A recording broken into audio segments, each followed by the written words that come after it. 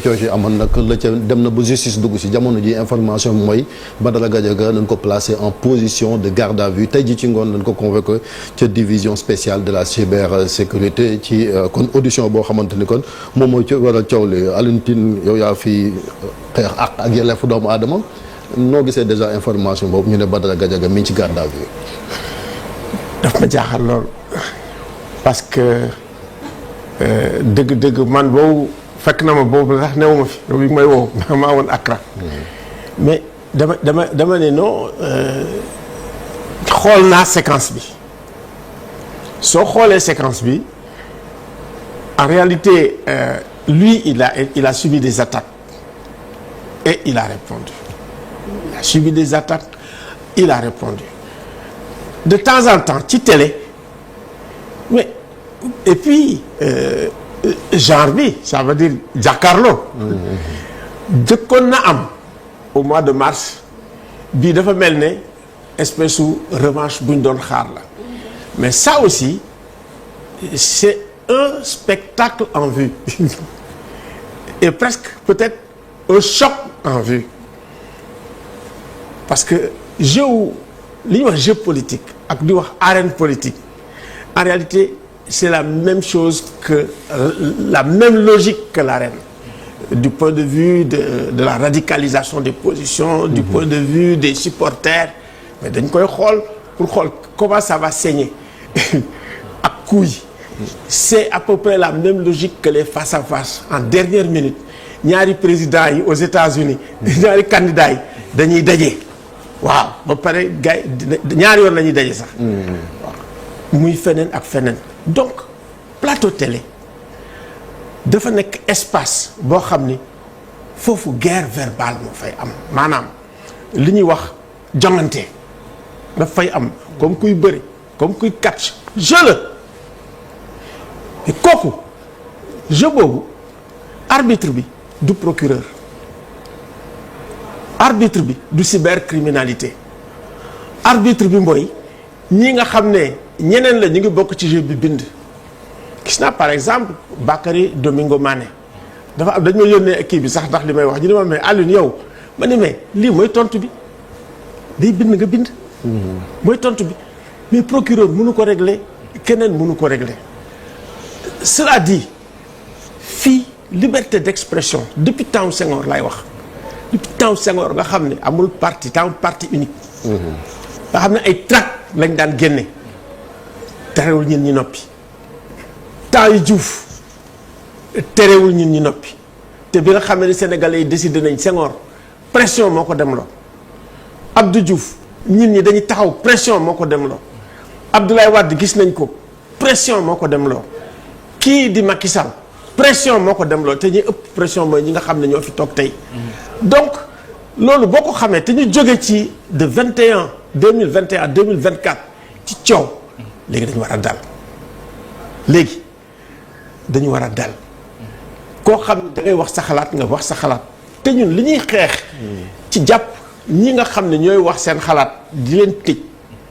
mooy li nga xam ne mooy suñu politique pénale da ngay jël politique pénale ni muy humilier doomu aadama parce que politique pénale bi dañu ko donn ci ñi nga xam ne mooy tubaab yi te tubaab yi teguñ ñu woon ñuy nit ay sujet lañ ñu tegoon arbitraire moo fa nekkoon lu ne mun nañ ko teg suñu kaw loolu nag lañu ne nañ ko génne te tëj bi war nañu seet yeneen alternative lu dul nit ki su fekkee ne wax na walla saaga na te it il faut que aussi ñu respectante ça veut dire que yow bu fekkee ne jox nañ la ndomba tànk te mu lew la doom parce que légitimité bi nga xam ne am nga ko kenn du ko laam-laamee lii nga xam ne tamit mooy institution bi ngay incarné kenn du ko laam-laamee ñépp a ko war a respecter mais en contrepartie institution bi ngay incarné da nga jabootee sénégalais yépp njabootee woon ñi nga xam ne rek ñooy sa ay ñooñ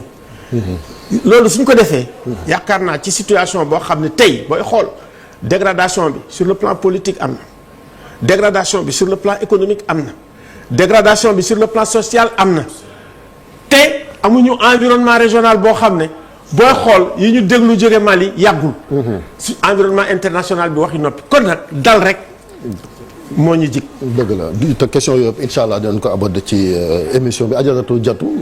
coow loo xamante ni ci plateau la télé la mujjee tribunal nii la waroon a demee. Je pense que man personnellement nekkoon naa trop mal à l'aise et comme li Alioune wax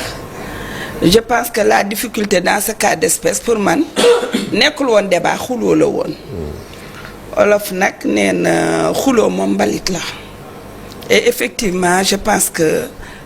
li xewoon kenn nekku ci à l'aise mais li ma gëm ba gëm mooy ne affaire Gadiaga bi mënuñu ko déconnecter d'un contexte général contexte général boobu moo indi ñu téye ñoom Moustapha Diakhaté moo dugal ñoom Bassir Fofana moo dugal ñoom Abdou Nguer moo dugal ñoom Assane Diouf et cetera je pense que le puzzle est en train en tout cas de se mettre en forme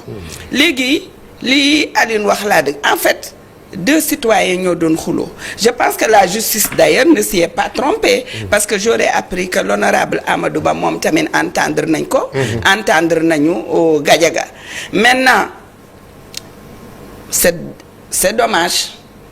je ne sais pas qui nous parlait de coup d'état rampant mais ici moi je parle d'une atteinte même plus rampante mais affirmée contre certaines libertés en général, particulièrement la liberté d'expression. Il y avait d'autres voies et moyens, effectivement, je pense, de résorber cette affaire. Et je pense, moi, si j'étais à la place du pouvoir de Pastef, par rapport à cette affaire, qu'on le veuille ou pas, le dossier Adji Sarr reste très gênant quand même pour le parti Pastef. Moi, j'aurais fait le dos rond. J'aurais pas appelé Gadiaga, j'aurais pas appelé Amadou Ba, peut-être j'aurais laissé la tempête passer en 2 jours et puis on passe à autre chose. Maintenant, le fait de mettre Gadiaga, d'appeler Gadiaga, etc., on a vu quand même la foule qui était autour de lui. Je pense qu'on va cristalliser encore sur une question qui est quand même très gênante pour le PASTEF en général. Ça c'est un peu concert. D'accord dañuy dem justement ci locaux division cyber sécurité fekk fa suñu ndaw Habib Faye Habib ñu ngi lay nuyu. Chérif maa ngi lay fay bu baax a baax. waaw donc di xaarandi li xew ci Badara Gadiaga mi nga xam ne sax boobu la ñuy dégg dees nañ ko bañ a mën a jàpp ndax garde à vue amagul. mooy coow li nga xam ne ñi nga wax mën nañ jàpp ko fake news la ndax fi mu ne nii li nga xam position moom ak pôle d'avocat nga xam ne moom la ñu àndal bokk na ci tamit maître Oumar Youm moom mu ngi foofee waaye fii ba léegi tamit ñii seen partisans ak tamit ses souteneurs ñoom ñi ngi fii ba léegi nii toog di xaarandi ana fan lay mujj waaye tamit lépp li nga xam ne mën nañ ko seen jàpp bokk na ay autorités yoo xam ne ñi ngi fi taxaw ngir soutenir kii di Badara Gadiaga moo xam ñi fare ci bi la moo xam ñi fare ci wujj politique bi la ak parti yi nga xam ne ràññee nañ ci tamit waa PDS waa Benno Bokk Yaakaar waa APR Thierno Alassane Sall gis nañ ko fii Pape Djibril Fall des serviteurs aussi tamit gis nañ ko nga xamante ni moom mooy ci criminalité bi nga xam ne moom lañ nekk teewul bi 15 heures jotee Badara Gadiaga la ñëw ànd ak tamit une immense boo xam ne ñoom ñoo ko gunge ku ci nekk di cantonné son nom.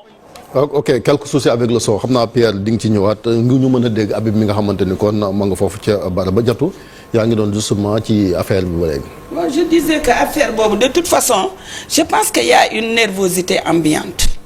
et on ne peut pas passer sur ça. Nous sommes obligés de prendre des bribes et de les mettre en lien. Quand le Premier ministre dit que certains seront effacés, en tout cas, mais quand on parle d'effacer, on parle des voix discordantes. Parce que de l'autre côté, il y a des voix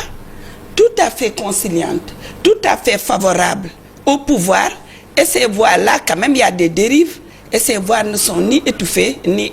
inquiétées. Quand, deuxièmement, le Premier ministre dit, si j'étais président de la République, nous bari d'autres nous wahati, l'un dans l'autre, je pense qu'on a tous les éléments d'un puzzle, en fait, qui indique qu'au-delà de l'affaire Gadiaga,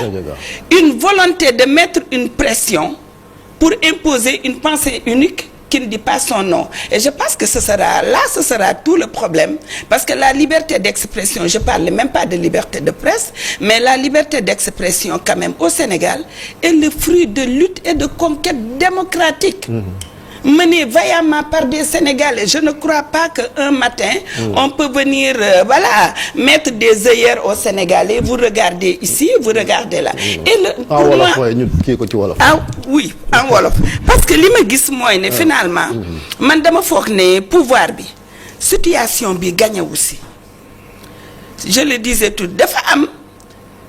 coow li ak tension bi dafa bari ba nga xam ne dafa am benn espèce de brouillard. On n'a pas de lisibilité exactement sur le moment lan la ñu réussir concrètement lan la ñu def mu baax lan la ñu war a améliorer fan la ñu bëgg a jëm tout ça je pense que c'est noyauté finalement dans cette tension indépendante dans cette tension ambiante jàpp fii tëj kii def fii je pense que loolu moom du mën a sotti coow mooy bari rek mais je pense que du mën a sotti léegi nag nekkuma di def apologie saagante ak xasante je ne parle pas de ça. Il est temps que dëkk bi ñu revenir à un débat plus apaisé. Débat apaisé mooy lan mais Chérif ala kulli al on n'est pas obligé ñu bokk avis bu ñu fi taajoon léegi ceebu jën kenn dina ne neex na torop peut-être kenn dina ne xorom bi moo xaw a ëpp peut-être kenn ki ne neex na mais dafa xaw a saf kaani donc il faut quand même que espace yooyu nit ñi d'accordul wala ñi satisfairul di wax il faut ñu mën a wax bu ñu compter quand même ñi téye mi ngi bëgg a bari. ñi ngi téye mi ngi bëgg a bari bon on a parlé de réforme de la justice. J'espère qu'on va y aller parce que dans ce pays je ne sais pas j'étais pas aux assises de la justice je ne sais pas où est-ce qu'on en est avec le juge des libertés mais je pense que dans ce pays on a besoin de juges des libertés qui apprécient les situations et qui disent que ce monsieur-là je le laisse partir ou ce monsieur-là je le garde quoi qu'il en soit on a besoin d'un dispositif supplémentaire pour arrêter un peu cette nervosité ambiante là qui fait que quand même bon pour un oui pour un non on capture les gens nous sommes des journalistes dans l'âme on ne dit pas qu'il faut pas respecter l'éthique et la déontologie on ne le dit pas on ne dit pas qu'il faut insulter les gens et le problème dépasse la liberté de la presse on va revenir sur la presse parce que ça aussi il faut le dire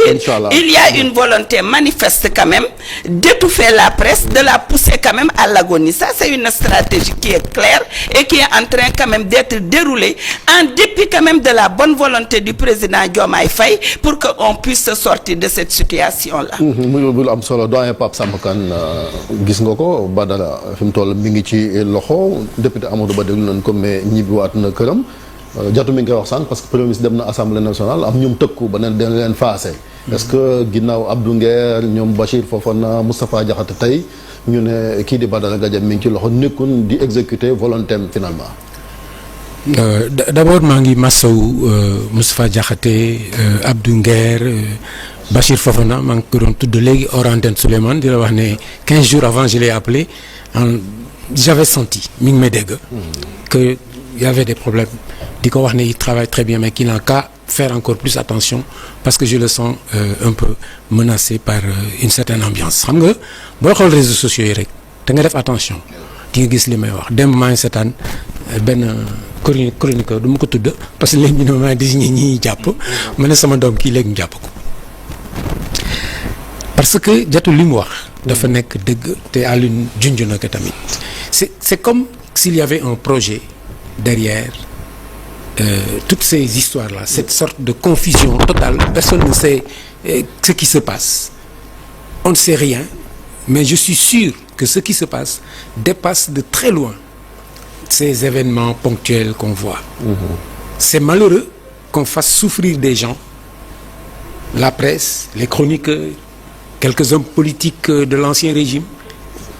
parce qu'on n'arrive pas à régler des contradictions au sein de l'État actuellement parce que je suis peut-être naïf mais je crois quand même que des gens qui sont passés par où ils sont passés même s'ils étaient les derniers de la classe bu ñu accès war nañ xam ne ils tiennent quelque chose qui s'appelle le Sénégal entre leurs mains. Sénégal, un pays qui a été construit en Afrique comme aucun autre pays en Afrique. Yoro Dia aime le rappeler, nous sommes le seul pays des 54 membres de l'OUA où il n'y a jamais eu de rupture constitutionnelle. En Afrique subsaharienne, nous sommes le seul où il n'y a jamais eu de coup d'État, ni civil ni militaire. La liberté d'expression, la liberté de presse, il l'a rappelé, sous Senghor déjà, les tracts circulaient, on savait qu'il avait écrit. Dem naa ba dégg si grand yi ma formé ñoom Mame Less Dia ñu naan Jean Collin dafa mu jël sax xàmmee le style de certains. Ça c'est Wahab bien qu'il a écrit. On allait le prendre ou pas. Landing Savané, toujours dans l'opposition, était employé de l'agence de la statistique, sensible comme on sait. Statistique. N'est-ce pas? L'un des services les plus sensibles du pays. Mi ngi woon ci parti de gauche, dans la clandestinité. Après ñu reconnaître ko, mais même dans la clandestinité, quand on le prenait dans une réunion interdite, ba tëj ko, bu génnee il retrouve son travail. Il y a un esprit qui s'est construit dans ce pays. Abdou Diouf ñëw renforcer ko. Souleymane, quand tu parlais tout à l'heure de moi, merci. Je suis témoin de beaucoup de choses. Je regarde ce pays dans les yeux depuis 40 ans. Je suis devenu journaliste. Quelques jours après, Abdou Diouf est devenu président de la République du Sénégal. Pendant 20 ans, je l'ai regardé construire, non pas des ponts, non pas des aéroports, mais une démocratie. Donc j'étais extrêmement fier de parler quand je voyageais, en même temps que d'autres journalistes africains ou d'autres pays même, et qu'on nous interroge sur l'état de nos libertés. Et que, par exemple, ce qui m'a rappelé cette histoire, c'est des histoires de, comment on s'appelle ça, Gougnafié, Alcou, etc. On était en Allemagne en 96, juste avant la fondation du Matin, mais Guéna Kafa libéré. Il y avait un Togolais dans le groupe, qui était le rédacteur en chef d'un journal satirique togolais, qui s'appelait le Papa Désenchanté. Pour la petite histoire, avant de créer leur journal, ils nous avaient appelés au Cafard, écrit pour qu'on leur donne des ficelles, comment on fait, etc. Et puis après, bon, on ne s'est pas vu, mais ils ont quand même fait leur journal. Je le rencontre en Allemagne. Le gars raconte aux gens, quand ils nous posent des questions sur l'état de nos libertés, que lui, il sort de prison. Il a fait 9 mois en prison et Adema l'a gracié pour les 3 mois qui lui restaient. On l'avait condamné à 1 an de prison parce qu'il avait traité les dirigeants togolais d'individus. Ces individus qui nous gouvernent. C'est cette phrase-là qu'il avait amené en prison. Et quand mon tour vient juste après lui, moi je dis aux gens, je suis journaliste satirique depuis 17 ans. On ne m'a jamais convoqué à la police. Durant cette période du Cafard libéré, il y a un juriste qui nous a dit une fois au journal,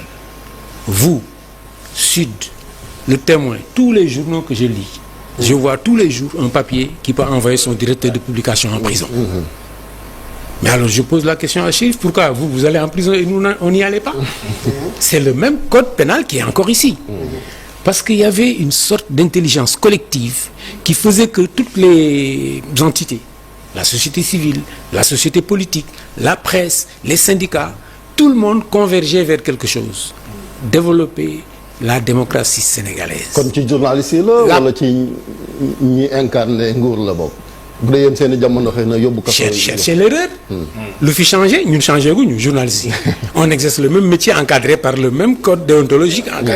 Celui qui exerce mal son métier, c'est son business. Il n'est pas considéré dans notre entité et si on l'amène au tribunal, il perd son procès. Il y a pas de si li ma foog. Amul confusion bu possible. Est-ce que les lois sénégalaises ont changé? Fooguma ko. Est-ce que la nature du régime démocratique a changé? Non. Fooguma ko. Qu'est-ce qui a changé? La question, je te la renvoie chérie. Fii ñiy diriger dëkk bi rek ñoo fi changé. Léegi nag ñoom war nañ seet seen bopp xam ne dëkk bi ñu yoree Sénégal lu tudd te dafa am histoire. te histoire boobu ñoom yaakaaruma ne mën nañ ko changer. Trajectoire liberté boobu di yokk tous les jours ñu koy gën a yokk ba ñoom mu favoriser seen arrivée au pouvoir c'est-à-dire bu ñu fekkoon Macky Sall tëj gémmiñu ñëpp. yóbbu ñëpp prison. ne bu fi kenn waxati ñoom du ñu agsi au pouvoir. parce que li leen jàppale pour ñu àgg au pouvoir c'est cette liberté d'expression. cette liberté de la presse qui a fait que ñii nga xam ni ànduñu woon ak Macky Sall ànduñu woon ak ñoom sax bari na ci ñu bari. ñu leen doon jàppale ba ñu agsi fii. loolu équité rek war na tax ñu bañ a song journalistes yi song chroniqueurs yi wutal nit ñi kii léegi nag am na lu nga xam ni foog naa ko. Badara Gadiaga pour revenir à lui parce que la question c'est lui man je n'exclus pas un guet-apens je n'exclus pas ñu piéger ko exprès waa ji même xuloo bi mu doon xuloo ci jàkkaarloo bi après naa dellu sur la li wax lu am fulla nag même xuloo bi mu doon xuloo ak waa ji y a un mois d'accord la woon noonu même xuloo boobu la ñëwaat indi ko foofu ci noonu sax ñu ngi naan ma Habib mi ngi ci ligne bi dañ dem xam naa jëlaat ko Habib Faye ñu ngi lay nuyu. maa ngi lay fay bu baax. waaw léegi déggoo bi leer na les dernières informations concernant Badara donc y a une information là bu ngeen ñu fi waxoon apparemment génnagun ba léegi ci li nga xamante ni moom mooy ci biir locaux division spéciale cybersécurité avocat yi génnagun. avocat yi ba tey génnaguñu gannaaw ba ñu déggee kenn ki nga xam ne bokk na ci pool d'avocat bi mu maître Souleymane Soumaré moom li ñu xamal moo di ñu ngi ci audition bi. ba tey ca laaj tontu foofee la ñu toll bokk na ci tamit kàddu yi nga xam ne ñu ngi koy dégg askan wi di ko wax mu ñeel wàllu garde à vue loolee mu ne amut ba tey ndax mi ngi toog ak kii di client ngam fii ñu koy déglu ci jamono ji ci laaj ak tontu la ñu toll Chérif Dia kon ka yooyee nga xamante ni xibaar la booba léegi ñu ngi koy gis boobu mat na fukki simili ak léegi kon loolu mën nañ wax ne nekkut lu wër nekkut loo xamante ni lu wóor la fi mu nekk nii ñi nga xam ne ñoom ñoo ànd ak Badara Gadiaga ba tey kenn ñibbiwul seen kër ñoom ñooñee dañ leen gisee woon ca bëccëg gi